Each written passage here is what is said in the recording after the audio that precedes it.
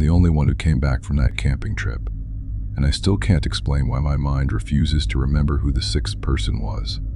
We weren't chasing danger. That's the part people never understand.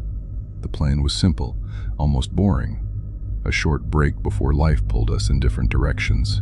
No rituals, no dares, no haunted legends, just one last camping trip before graduation scattered us across cities, colleges, and futures we pretended not to be afraid of.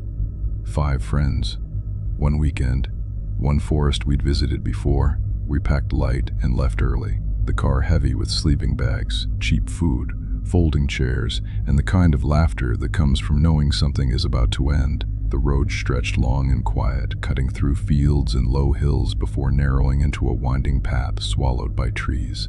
Cell service died first, then radio, then the sense that anyone else existed beyond that forest. By the time we reached the campsite, the sun was already lowering itself behind the tree line. The place looked harmless. Maintained trails, cleared ground, a designated fire pit ringed with stones blackened by years of use. This wasn't deep wilderness, at least. That's what we told ourselves. We'd been here before. Nothing bad had ever happened. That confidence didn't last long. As we unloaded the car, the sky flickered red. Not lightning, not reflections. Slow pulses, faint, distant, deliberate. Someone joked about satellites malfunctioning. Someone else said flares. We laughed because laughing felt necessary. Because standing still under a sky that misbehaved felt wrong. We split tasks the way we always did. Dave raced ahead with his tent, competitive even now. Eric fumbled with instructions, glasses slipping down his nose. Ava and Sally paired off, working in perfect rhythm. I stood there for a moment watching them, committing the image to memory without knowing why. There were 5 of us. I remember that clearly. Dave wandered into the trees for firewood while the rest of us unfolded our chairs around the pit. Twilight thickened, shadows stretching farther than they should have. The forest seemed to inhale as daylight drained away, the air growing colder with unsettling speed. When Dave came back, the bushes announced him first. "Wow," he said, glancing at us amused. "Couldn't even save me a seat?" I looked down. 5 chairs, all occupied. Dave was still standing. The moment my brain tried to question it, something pushed back. Thoughts slid away like they were being erased mid-formation.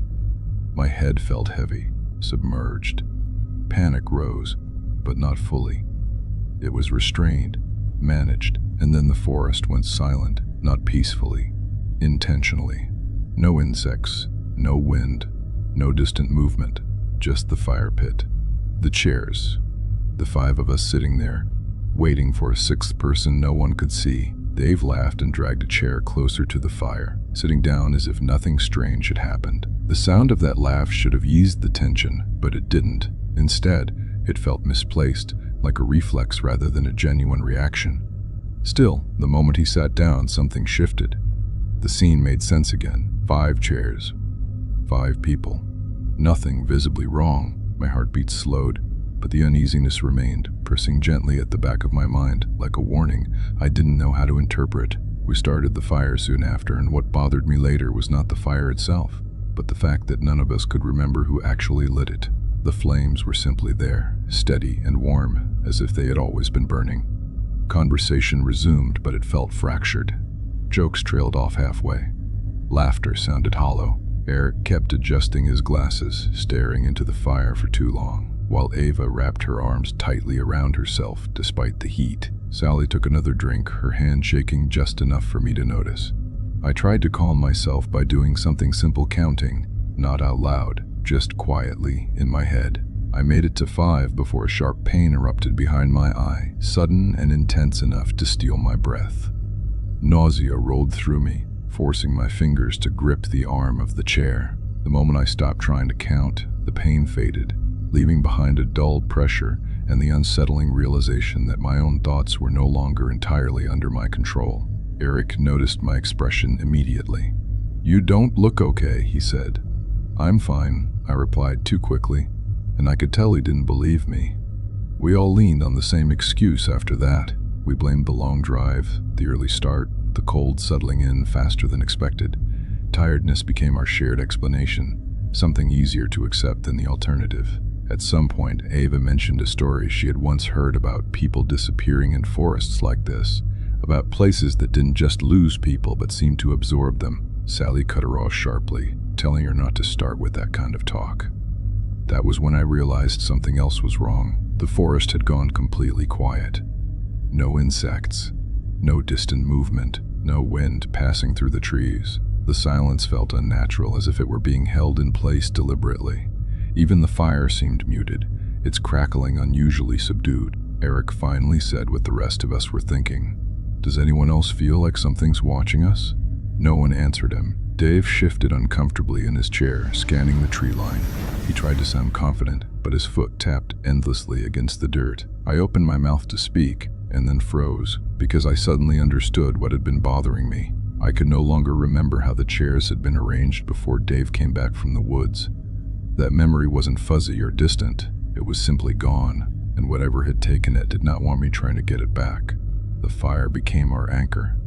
As long as it burned, we could pretend everything was normal. We leaned closer to it, stretching our hands toward the heat, letting the glow soften our faces and push the darkness back just far enough that we didn't have to look directly into it. The forest beyond the light felt thicker now, heavier, as if the trees were crowding closer with every passing minute. Someone handed me a drink. I took it without asking who, grateful for something cold and real in my hands. Ava was in the middle of telling a story, something from school. Something familiar when the thought slipped into my mind without warning. It wasn't loud, it wasn't dramatic, it was simple. Who started the fire? The words came out before I could stop them. The effect was immediate. Ava fell silent mid-sentence. Dave's smile faded. Eric stopped moving entirely, his gaze locked on the flames. Sally frowned, looking from one face to another, waiting for someone to answer. No one did. I said carefully, trying to soften the question. Who lit it? I don't remember. Dave opened his mouth, then closed it again. He glanced toward Eric. Was it you? Eric asked Dave. Dave shook his head slowly. I thought it was you. Eric swallowed. No. Sally laughed nervously. Okay, come on. Someone had to light it. Ava looked around the circle, her eyes stopping on each of us in turn. I remember sitting down, she said quietly. I don't remember the fire not being there. That was when Sally spoke again, her voice thinner now. I thought the person standing behind Jenny did it. Every muscle in my body locked. It turned so fast it made my neck ache, heart slamming hard enough that I felt dizzy. There was nothing behind me, just darkness. Tall trees rising straight into the night, their branches tangled together like something woven to keep light out. Sally covered her mouth. I don't know why I said that. No one responded. The cold settled deeper after that, creeping under jackets and into bones. The fire still burned, but it no longer felt comforting. It felt like a boundary, and whatever lay beyond it felt closer now, aware that we had noticed something was wrong. Dave cleared his throat. We should probably call it a night, he said. We're exhausted, that's all this is. No one argued. Eric hesitated. Maybe we shouldn't sleep separately. That suggestion landed heavily. We all knew why he said it. Sleeping alone suddenly felt dangerous in a way we couldn't explain. Like being separated made it easier for something to slip in unnoticed. We agreed to pair up, even though the decision felt rushed and awkward. As we stood to move toward the tents, my head pulsed again, a dull pressure warning me not to think too hard. But one realization pushed through anyway.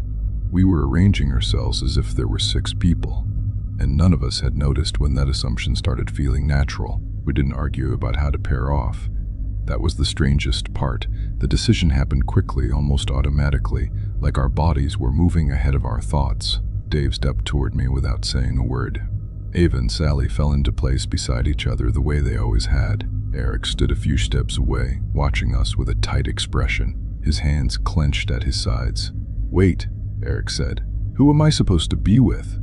Dave frowned, glancing around the clearing. You have someone. Eric's jaw tightened. No, I don't. A heavy silence followed. I tried to picture the arrangement clearly, tried to force my mind to line us up properly, but the same dull pressure returned behind my eyes, warning me not to push too hard. The harder I tried to make sense of it, the more my thoughts slipped out of focus. Sally spoke carefully.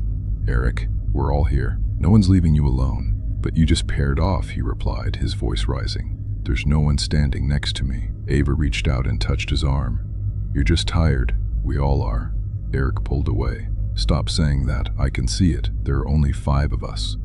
The words landed like a crack in glass. My stomach turned. For a split second, clarity cut through the fog, sharp and painful. I counted faces, I counted bodies, I counted shadows cast by the firelight. 5. The realization hit me so hard, I had to bend forward, retching into the dirt as pain exploded across my skull. It felt like something inside my head was being squeezed, punished for noticing. Dave grabbed my shoulders, holding me upright as black spots danced across my vision. "Don't do that," he whispered urgently. "Just don't think about it."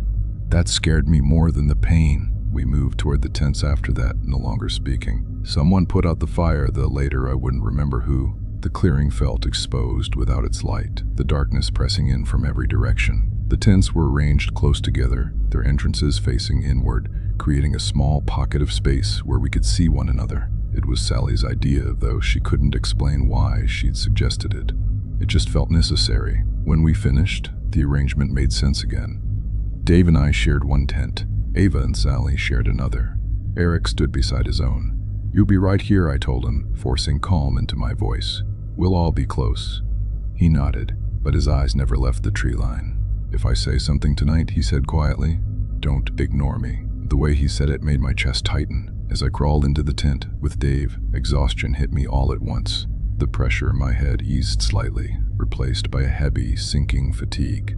My last clear thought before sleep took me was a single, unsettling certainty. Whatever had been confusing us didn't want us thinking together.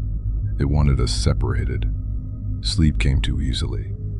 That alone should have terrified me. One moment I was lying awake, listening to Dave's breathing beside me, and the next I was being torn back into consciousness by a scream so sharp it cut straight through the forest. Ava's voice. "Hi." Panicked.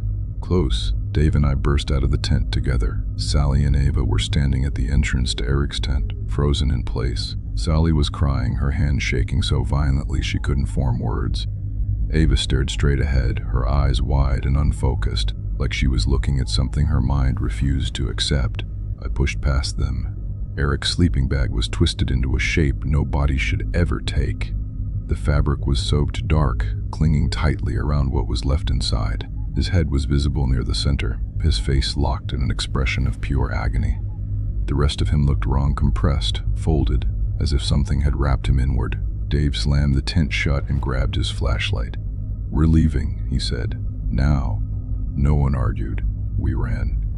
The trail back felt longer than it had any right to be. The beam of Dave's flashlight shook violently as we moved, its narrow circle barely holding the path together. The forest around us swallowed sound, except for our breathing and the relentless pounding of feet against dirt. Ava stumbled and cried out as she fell. Someone said they knew how to help her. Before any of us could react, she was dragged sideways into the trees, her scream tearing loose from her throat as the darkness closed around her. Sally tried to follow. Dave caught her just in time, holding her back as she screamed Ava's name. Her voice faded suddenly, cut off mid-cry, like a cord being severed. Dave didn't look back. We ran harder. At some point, I realized we were no longer running as two. Footsteps followed us, close, measured, matching our pace perfectly. "Dave," I gasped, my lungs burning. "Who's behind us?" He turned his head just enough to see my face change. "Don't stop," he said, shoving the car keys into my hand. Then he turned and ran straight toward whatever was following us. I never saw him again. I don't remember how long I ran after that. I only remember bursting into the parking lot, fumbling with the car door, and driving until the forest disappeared behind me. I'm writing this from a rest stop. I finally have signal. I've called the police. They didn't believe me, but they said they're sending someone anyway. Dawn is breaking now, pale light creeping over the road. After I post this, I'm going to check why the person sitting silently in my backseat hasn't moved the entire drive.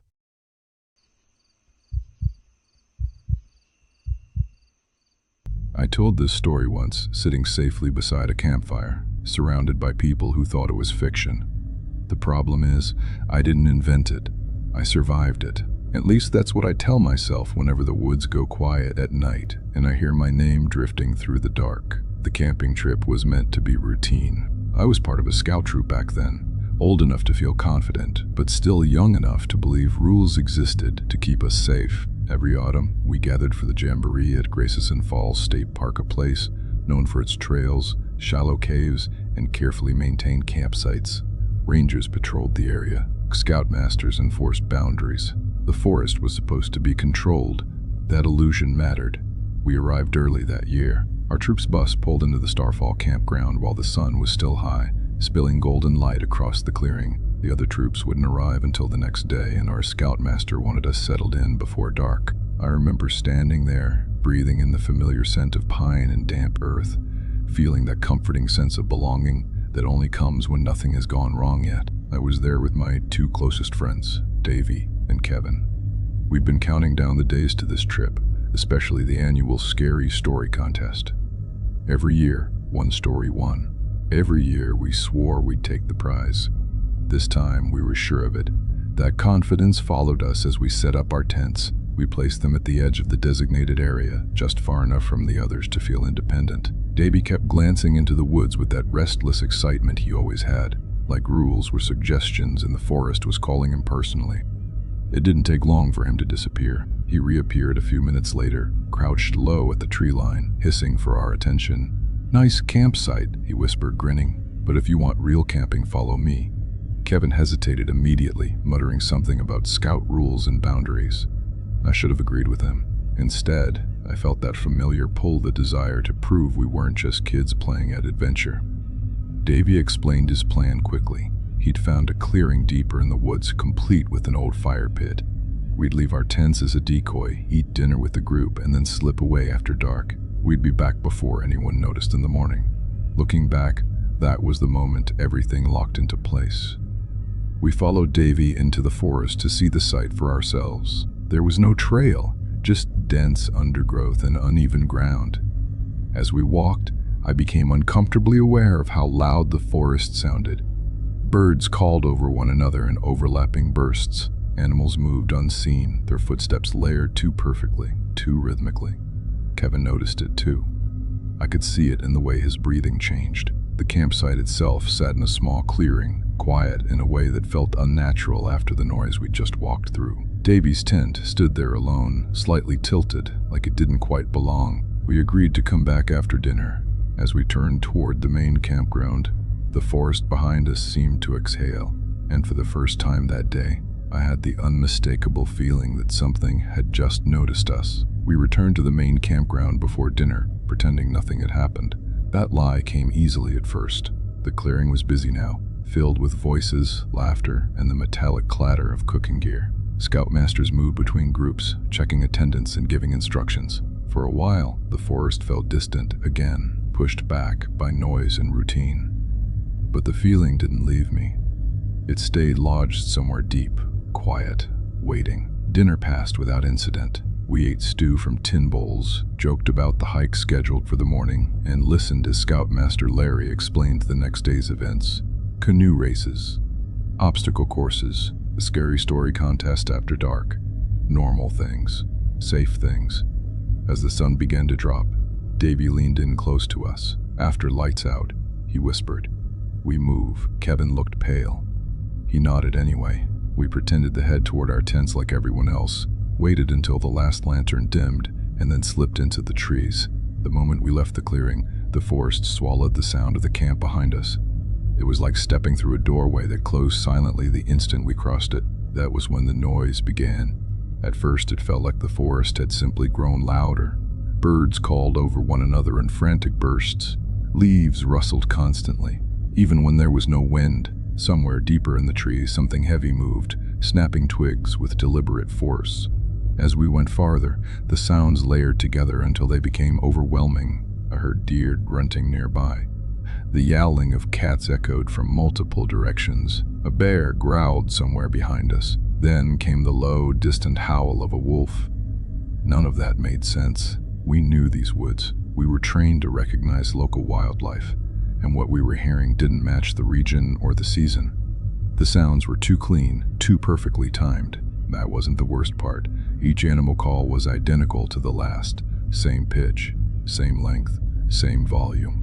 As if something were pressing play on a recording and looping it endlessly. Kevin started to cry.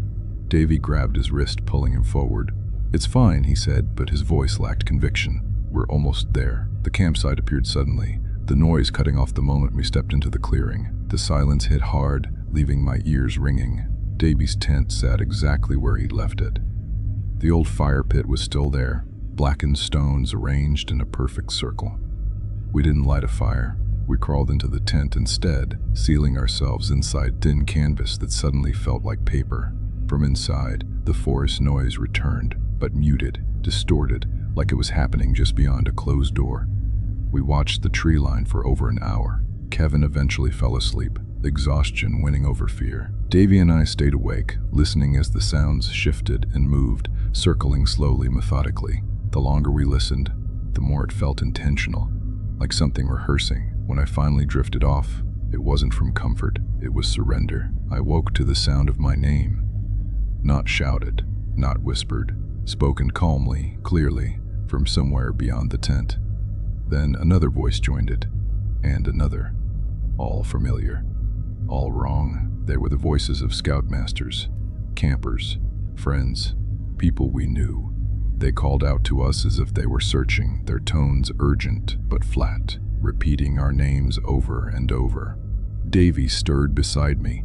Kevin sat bolt upright, shaking. "They're looking for us," Kevin whispered. "We're in trouble." I listened closely. The voices were close, too close, and yet through the tent flap the forest remained completely dark.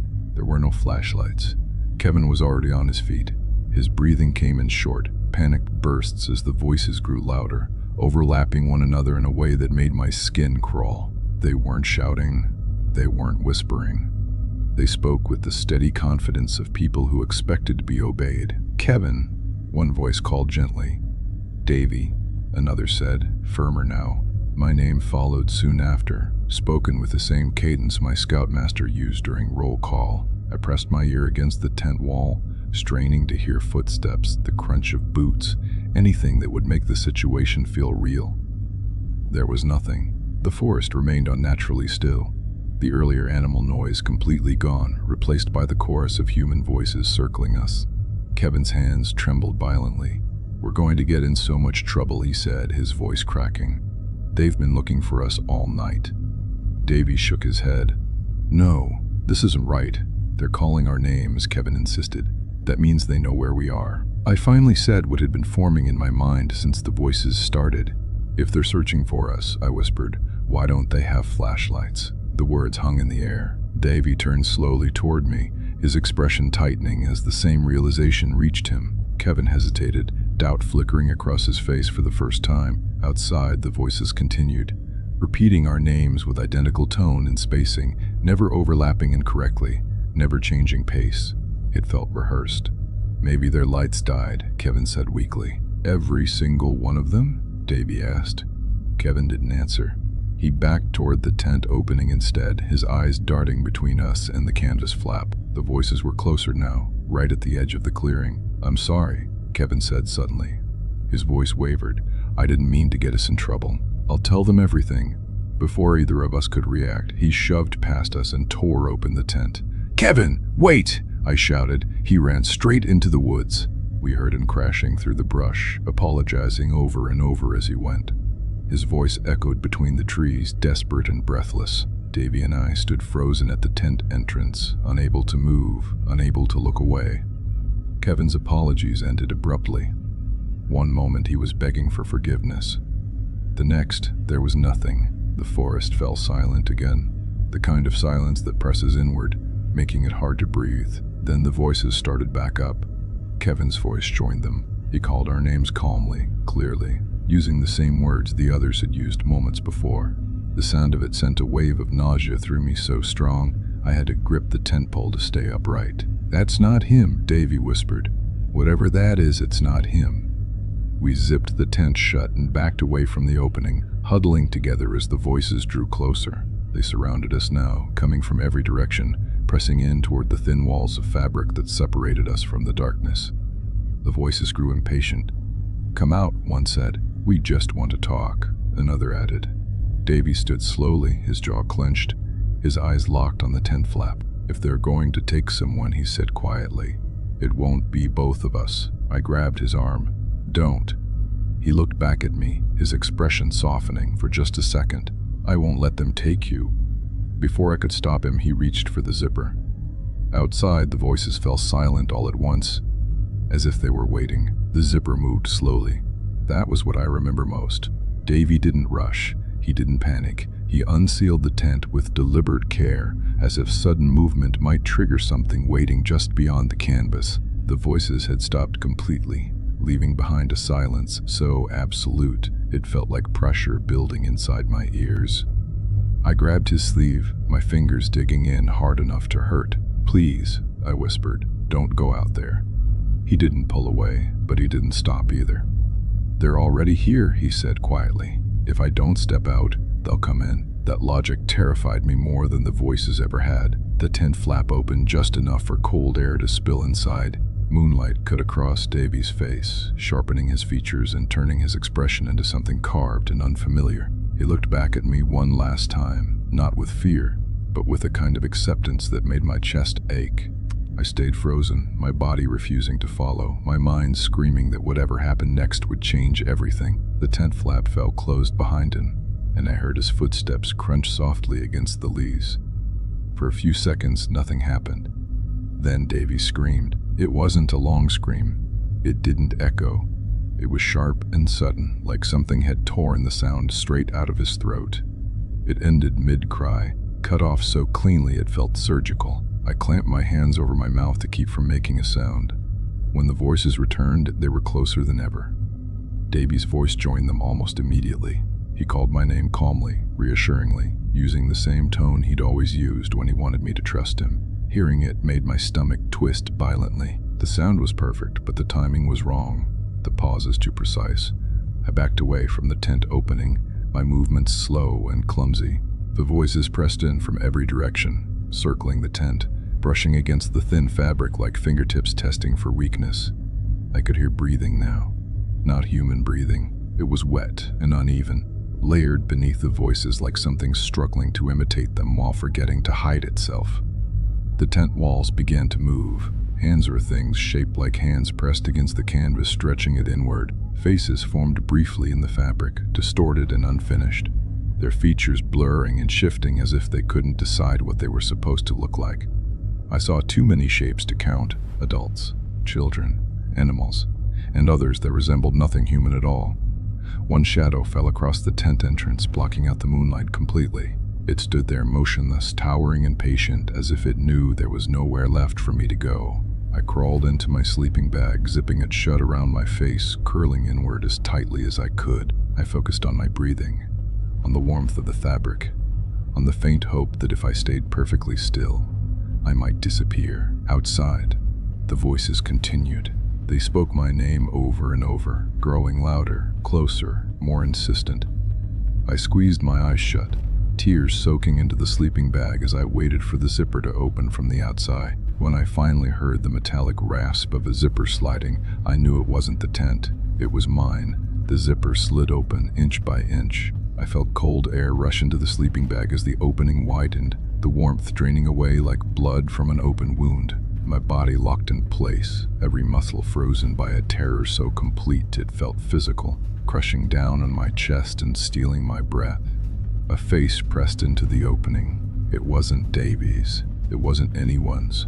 The thing staring back at me had the vague structure of a skull, but the details were wrong. The bone was pale and stretched, the shape elongated as if it had been pulled forward and never allowed to settle back into place. Its eyes burned with a dull, unnatural light, fixed on me with a patience that felt endless. When it opened its mouth, the sound that came out was my name. Not screamed, not whispered, spoken exactly the way Davy used to say it. The creature lunged. I don't remember the impact. I remember the sound of my own voice tearing loose, raw and animal, as the darkness swallowed everything. Then the firelight snapped back into existence. I was standing. The clearing was full, lit by the glow of burning logs. Laughter rippled through the circle, uneasy and delayed, like people weren't sure if it was safe to react yet. My throat burned, my hands shook, and my heart felt like it was trying to break out of my ribs. I was holding a stick. I was in the story circle. Applause started slowly, then built, spreading through the group until it became overwhelming. Scoutmaster Larry stood and clapped the loudest, shaking his head as he approached me. "I see why you wanted to go last," he said. "That was going to be hard to top." Davey dropped down beside me, grinning, and punched my arm lightly. I thought Kevin was going to lose it. Kevin laughed weakly, his face pale. Was not. They were all there, alive, unharmed, smiling. I smiled back, because that was what I was supposed to do. The contest ended. The fire burned low. The crowd slowly dispersed as people drifted off toward their tents, still murmuring about the story. Davey and Kevin walked ahead of me, arguing about which part had been the scariest. I lingered by the fire. The woods beyond the light waited silently, dark and dense, exactly the way they had been that night in the story. The wind moved through the trees, carrying the scent of pine and damp earth. Then I heard it. Soft, familiar, too close. My name. I turned sharply, scanning the tree line. There was nothing there, just shadows layered over shadows, branches overlapping like ribs. The sound came again, drifting through the darkness, spoken with the same calm certainty as before. Not a memory, not imagination. The fire crackled behind me. Laughter echoed faintly from the campground. Life went on, oblivious. I stepped away from the light. Even now, years later, I can't sleep without remembering that sound. I avoid forests. I avoid silence. I avoid places where my name might travel too far without something listening, because stories don't come from nowhere. And sometimes, when you tell one well enough, the woods remember it.